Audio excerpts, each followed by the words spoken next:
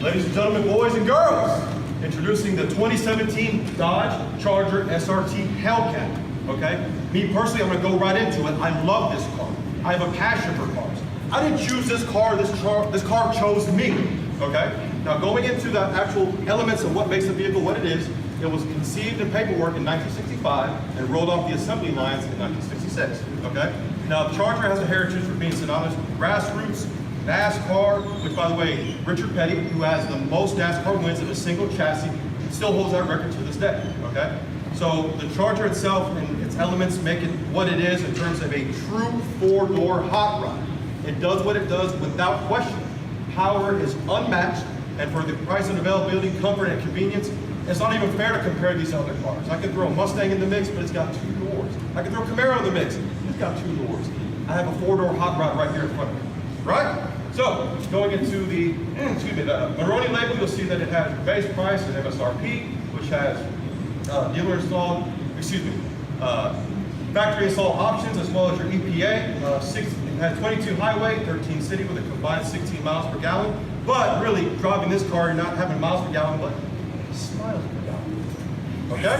So, on this side of the windshield, on the right hand, on the right hand side of the windshield, you'll see the addendum sticker, which has your dealer sold options of your resist all, which covers the interior and exterior, gets all the elements, and also your VTR, which is vehicle theft registration, and your dealer availability adjustment price for your total price of the vehicle.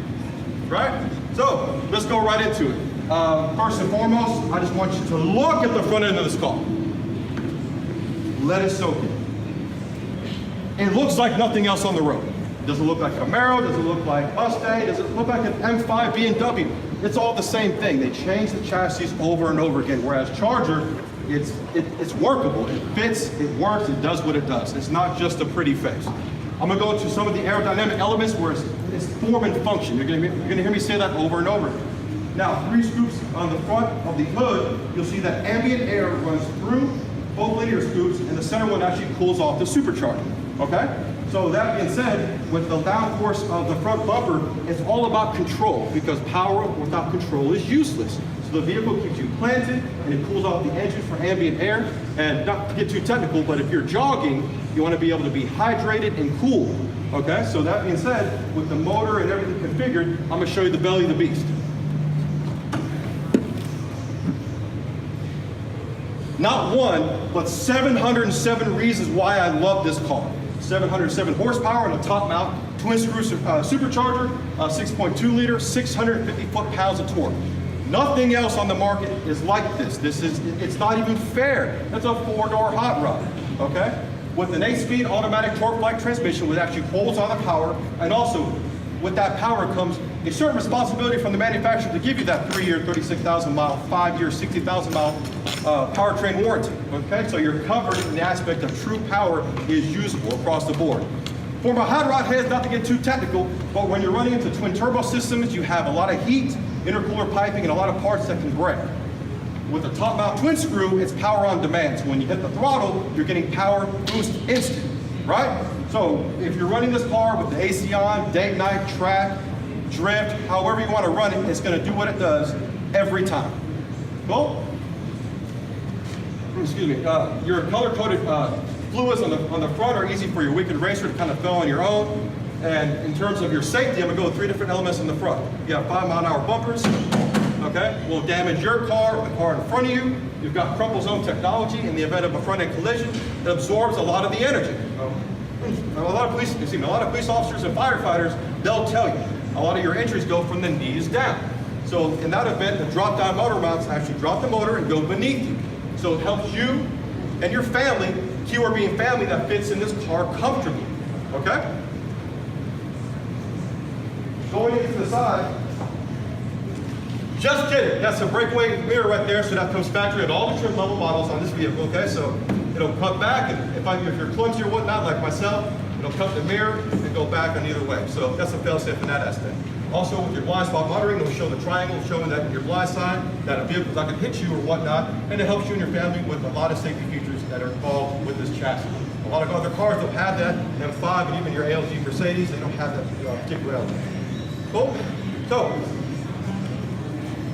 Planted and control is what I love about this car.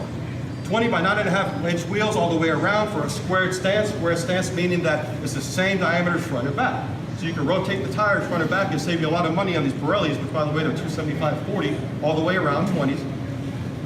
And a lot of your other cars, your M5 and Mercedes, let's throw even Mustang and Camaro in the mix, they have what's called a staggered fitment. Staggered meaning that they're bigger wheel tires in the back and smaller in the front, which is fine, but I prefer to have a more controlled stance. And you have to respect the power in here to have that control. Control is everything. If you can't respect it and know it, because drivability is key in a vehicle like this with a lot of power and torque. And that's why Dodge went ahead and did the square stance in terms of the staggered fitment that a lot of manufacturers have. Your Brembo brakes, your 6 pots in the front, also Brembos in the rear. Brembo is synonymous and actually the standard in braking in this world in AMA, NASCAR, F1 technology. They put nothing on this bench for this car because you have to be able to stop on a dime with all this power. Cool? So, if you follow me, follow my hand, I'm going to orchestrate the lines and the symphony of what makes this car a muscle car. If you look at it, it looks fast just standing still. The signature boomerang on the side of the Charger lets you know that this is not a Civic with any kind of exhaust. This is not a little, sport compact car. And of course, your Hellcat badge lets you know that you're playing with the big boys. Bear witness and key. It is 4 doors. 4 doors, the only 4-door true hot rod on the market today. M5's not doing it with their twin turbo setup, and the legroom in the back is not even in comparison to what this is. 5'11", about 180 pounds, and I can sit in the back all day long with no issues and no problems. So the family can go with you on your barbecues, and out on the weekends, with the AC on, and you're still pushing 700 horsepower. Not bad.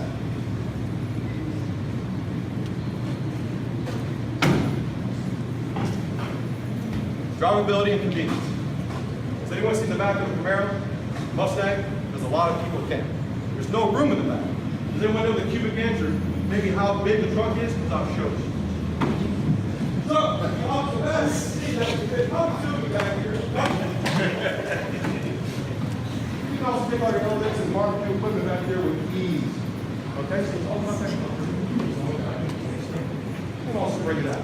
Make sense? Form and function is also true with Charger, not just a pretty little wing on the back. Downforce implements the control that I was talking about in the front of the vehicle.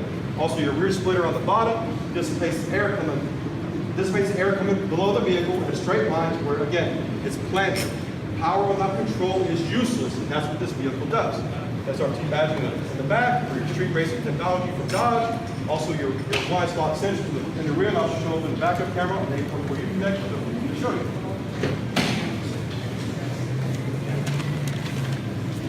Now,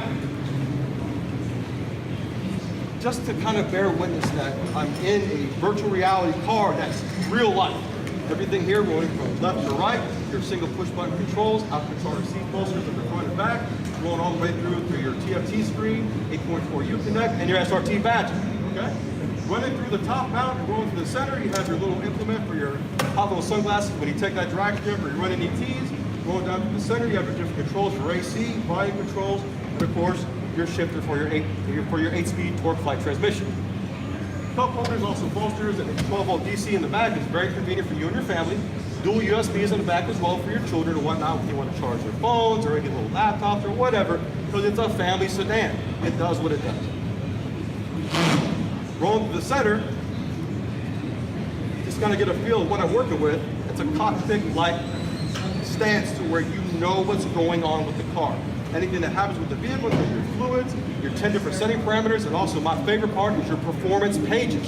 Performance pages allows you to do your ETs, 0 to 60, 0 to 100, battle braking, everything you need to know about this car in terms of track time, weekend time, and drivability, you will know. Okay, so it's very important to let the driver sequence in terms of driving ability, turning radius. It's a virtual reality car, but it's here, and it's on the market for you to buy. I can describe a roller coaster, but unless we drive this car, you'll never understand the feeling and the passion that I have for this vehicle and what Dodge does. Go ahead and put your seatbelt on. Let's go for a little ride.